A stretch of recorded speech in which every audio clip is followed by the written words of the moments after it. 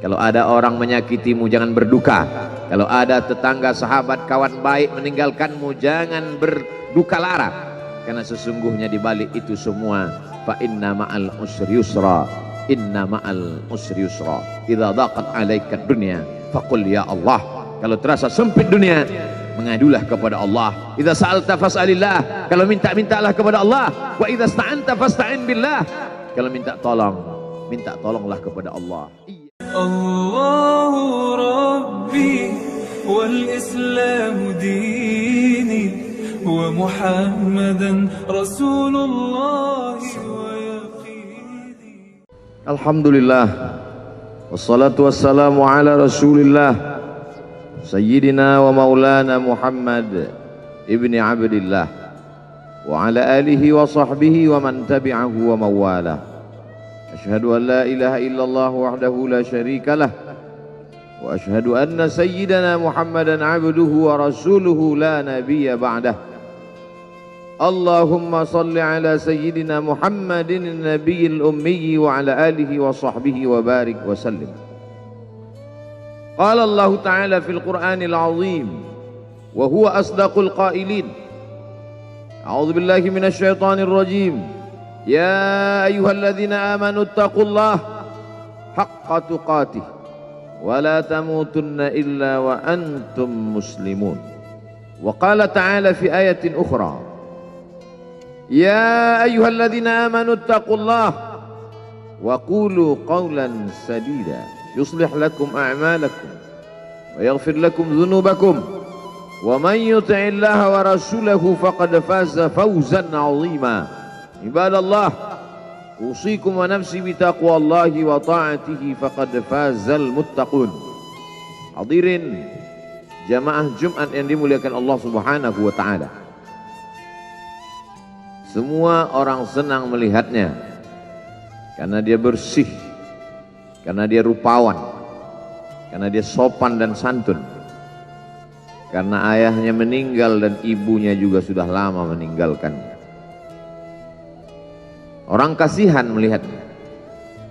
Maka karena kesenangan hati mereka, mereka sendiri yang memberikan gelar untuknya yang belum pernah mereka berikan kepada orang sebelum dia. Gelar itu bernama Al-Amin, orang yang layak menerima amanah. Amin diambil dari 3 huruf, alif, mim, nun. Dari kata alif, mim, nun muncullah kata amanah. Orang yang mampu menerima amanah disebut Al-Amin. Kita mengatakannya jujur. Lawan daripada amanah adalah khianah. Al-khain, pengkhianat. Dia tidak berkhianat. Dia adalah seorang yang mampu mengemban amanah dan terpercaya. Maka semua orang percaya kepada dia. Dari alif, mim, nun juga akar yang sama dengan iman. Akar kata yang sama dengan iman. Maka iman berarti percaya. Dia adalah orang yang dipercaya karena memang dia mampu mengemban amanah. Kapan kebencian itu datang? Kebencian itu datang ketika dia naik ke atas bukit Sofa dan dia berkata kepada semua penduduk Makkah, seandainya aku katakan di balik bukit Jabal Abi Qubais yang besar, gagah, perkasa, tinggi, menjulang ini ada pasukan musuh yang akan menyerang kita, apakah kalian percaya? Semua mereka berkata, shadaqnaka, kami percaya karena memang kami menggelar engkau orang yang dapat dipercaya. Seandainya aku katakan bahwa ada pasukan musuh yang akan meluluh lantakkan, menghantam, membunuh kita, apakah kalian percaya? Mereka menjawab, shadaqnaka, kami percaya. Seandainya aku katakan bahwa aku menerima wahyu dari Allah dan aku diperintahkan Allah untuk mengabarkan kepada kalian yang baik-baik akan masuk surga, yang jahat-jahat akan masuk neraka, percayakah kalian? Disitulah perlawanan datang. bukan dari orang lain, bukan dari musuh, bukan dari lawan. Perlawanan itu datang dari saudara kandung, dari ayah kandung yang masih ada hubungan darah. Tabban laka ya Muhammad alihadza jama'tana. Celakalah engkau Muhammad, apakah hanya untuk ini saja kau kumpulkan kami hari ini? Allah membelanya. Langsung Allah membelanya. Dia tidak membela dirinya, tapi Allah mengatakan tabbat yada abi lahabi wa tabba ma aghna anhu maluhu. Hartanya tak ada berguna. Wa ma kasab, hasil usahanya tak mendatangkan manfaat. Wa imra'atuhu hammalatal hatab, istrinya menjadi pembawa kayu bakar, simbol dari adu domba, kata-kata yang membuat menyakitkan hati yang dibawa oleh Ummu Jamil istri Abu Lahab untuk menyiksa, menjelekkan, membuli, menebarkan berita untuk membunuh karakter Sayyidina wa Maulana Muhammad sallallahu alaihi wasallam. Ini bukti kalau hari ini ada anak muda yang rupawan, yang dermawan, yang disenangi lingkungannya, tidak ada orang yang tersinggung, biasa, karena Nabi Muhammad SAW juga pernah mengalami hal itu. Tapi begitu kau katakan, aku tadi malam bermimpi bahwa aku mesti hijrah, meninggalkan komunitas peminum khamar, meninggalkan geng kita yang selama ini bicara tentang yang haram, maka disitulah mereka akan berkata, apakah hanya untuk ini saja kita berteman selama ini? Mana persahabatan kita? Apa yang dialami pemuda-pemuda hijrah hari ini dialami oleh Rasulullah sallallahu alaihi wasallam 14 abad yang silam. Ketika kau berhasil bisnis, orang senang. Ketika kau berhasil membina rumah tangga, tidak ada orang yang tersakiti. Ketika anakmu lucu-lucu dan kau berada di tengah mereka, tidak terusik kepentingan mereka, tidak terganggu ekonomi mereka, engkau adalah sahabat, engkau adalah teman setia. Tetapi ketika kau tidak ikut kemauan manusia, disitulah engkau sedang melantik dirimu sendiri menjadi musuh.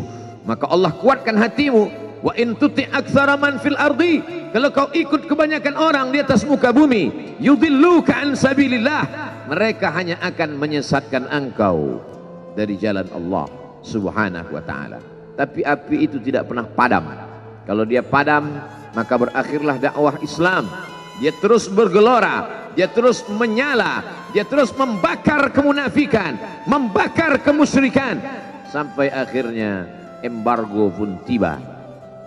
Jangan ada yang mau bergabung dengan kelompok Muhammad sallallahu alaihi wasallam.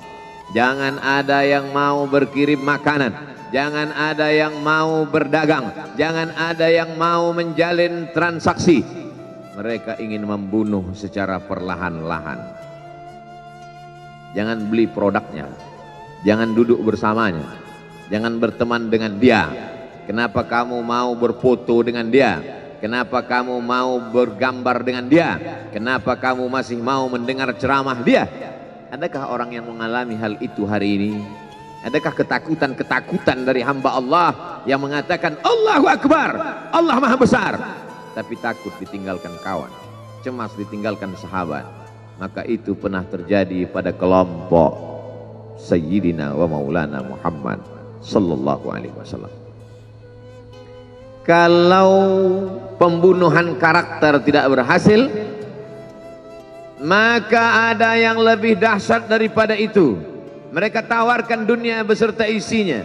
Wallahi, demi Allah wahai paman, demi Allah wahai Abu Talib, law wada'u syamsa fi yamini wal qamara fi yasari, andai mereka letakkan matahari di tangan kananku, bulan di tangan kiriku, ala an atruka hadzal amr, supaya aku tinggalkan dakwah ini, aku tidak akan meninggalkannya.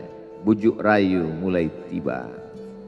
Itu terjadi pada diri Nabi Muhammad sallallahu alaihi wasallam. Kalau kau tidak mempan dimusuhi, kalau kau tidak mempan dirangkul, kau akan dipukul. Kalau kau tidak mempan dipukul, kau akan dirangkul. Berbagai macam cara, dari mulai yang paling keras sampai yang paling lembut. dari mulai yang paling lembut sampai yang paling keras, sampai akhirnya tempat bergantung itu hilang, lenyap, musnah. Ada dua tempat bergantung, saudara kandung ayah Abu Talib. Mereka tidak mengusiknya karena dia keponakan Abu Talib. Abu Talib anak Abdul Muttalib, Abdul Muttalib anak Hashim, Hashim anak Abdi Manaf, Abdi Manaf anak Qusay, Qusaylah pendiri Darun Nadwah. Mereka keturunan darah mulia dari Adnan. Adnan menerima tetesan darah dari Ismail. Ismail anak kandung Ibrahim alaihissalam. Jangan ganggu dia karena dia keponakan Abu Talib. Masih ada backing, tapi Allah ingin agar hati itu tidak bergantung kepada manusia. Dia buat Abu Talib meninggal dunia, masih ada lagi tempat bergantung. Dia yang dulu ketika kedinginan datang, dia yang menyelimuti. Yang dulu ketika ketakutan datang, dia yang menenangkan. Dia datang menemui Waraqah ibnu Naufal. Waraqah berkata, Namus, malaikat yang pernah datang kepada Ibrahim, yang pernah datang kepada Musa, yang pernah datang kepada Isa, sekarang dia datang kepada suamimu. Katakanlah, jangan takut, jangan cemas. Kalau nanti sampai masanya dia akan diusir dari kampung halamannya, aku orang pertama yang akan membelanya. Karena begitu yang kutemukan dalam kitab-kitab suci yang kubaca, kata Waraqah bin Naufal. Hari itu juga tempat bergantung itu patah.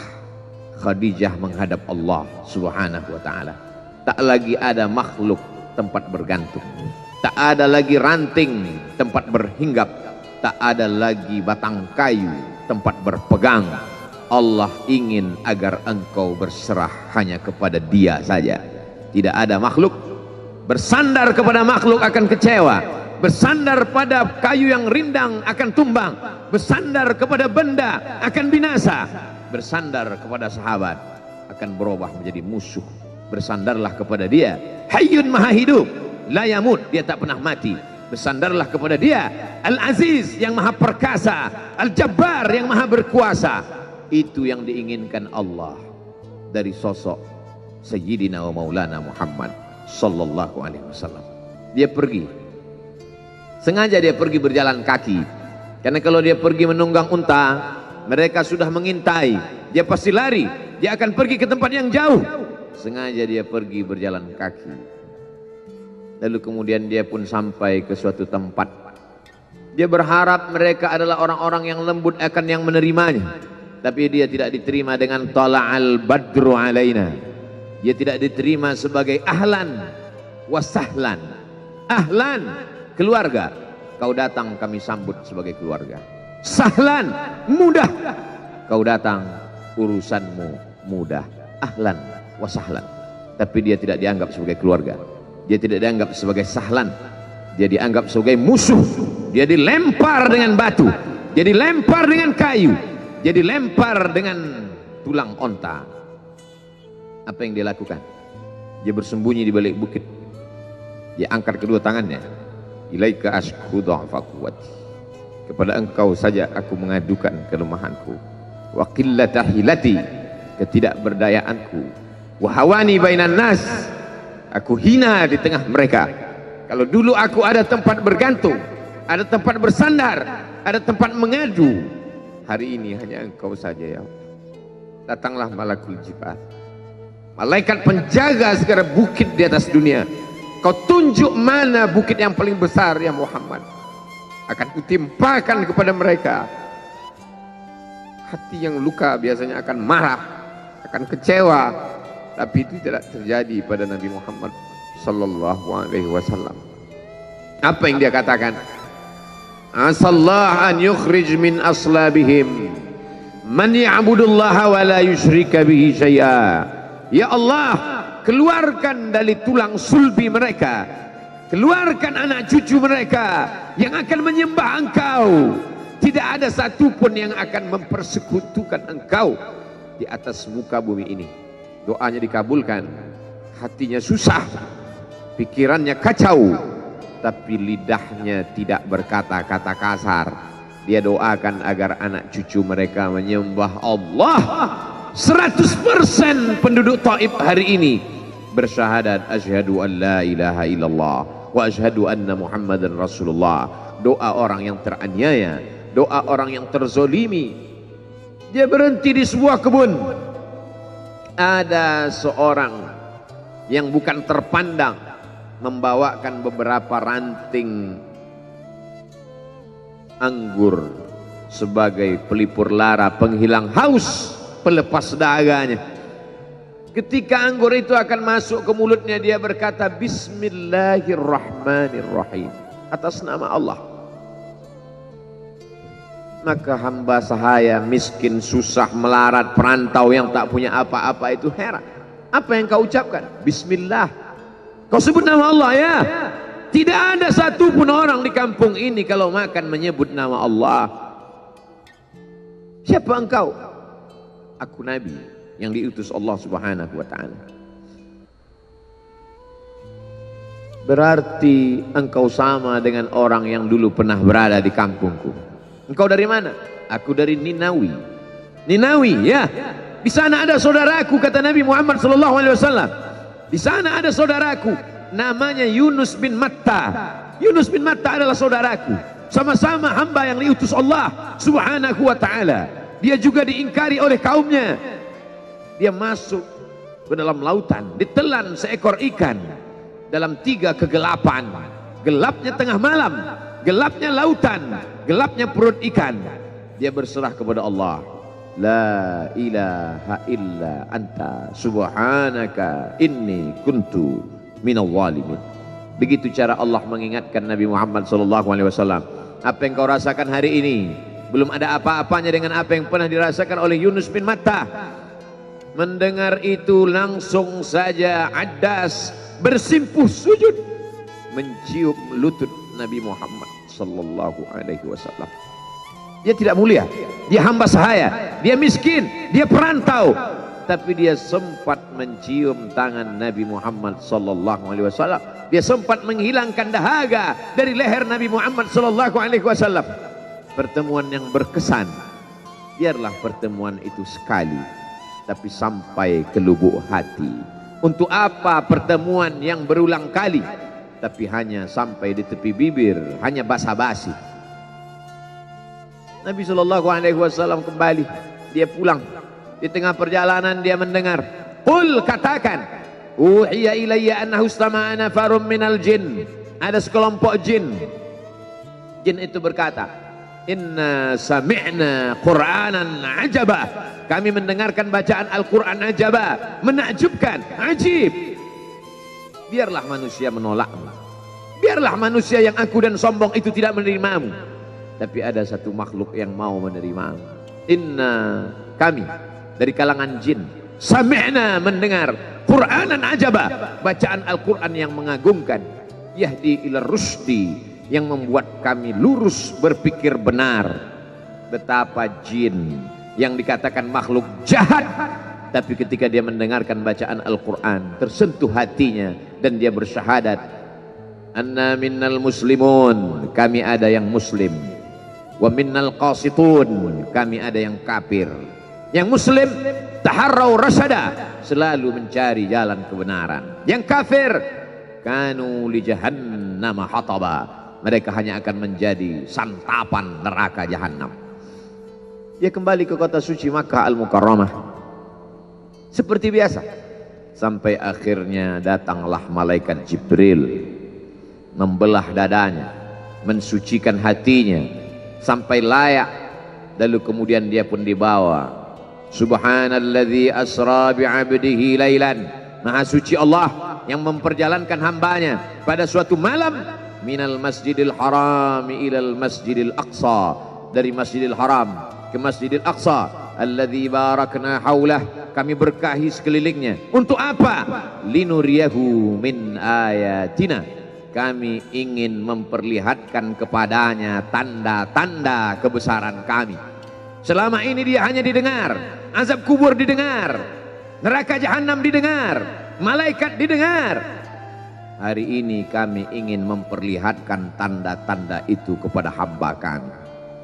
Jangan bersedih ketika kau didustakan, jangan bersedih ketika kau dibunuh karaktermu, jangan berduka cita ketika tidak ada manusia yang menerimamu.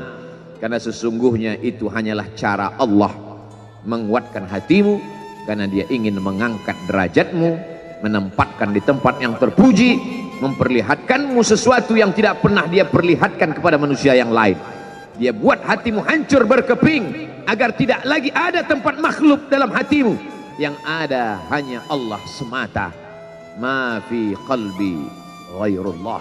Pada saat itu mentalmu sudah kuat, layaklah engkau berada di tempat yang terpuji. Kalau ada orang menyakitimu, jangan berduka. Kalau ada tetangga, sahabat, kawan baik meninggalkanmu, jangan berduka lara, karena sesungguhnya di balik itu semua, fa inna ma'al usri yusra, inna ma'al usri yusra. Idza daqat 'alaika dunya faqul ya Allah. Kalau terasa sempit dunia, mengadulah kepada Allah. Idza sa'alta fas'alillah, kalau minta-mintalah kepada Allah. Wa idza sta'anta fasta'in billah, kalau minta tolong, minta tolonglah kepada Allah. Iyyaka na'budu wa iyyaka nasta'in. Kepada Engkau kami menyembah, kepada Engkau kami beribadah, kepada Engkau kami bersimpuh sujud, kepada Engkau juga kami meminta pertolongan. Barakallahu li wa lakum fil Qur'anil azim wa nafa'ani wa iyyakum bima fihi minal ayati wadh-dhikril hakim wa taqabbala minni wa minkum tilawatahu innahu huwal ghafurur rahim.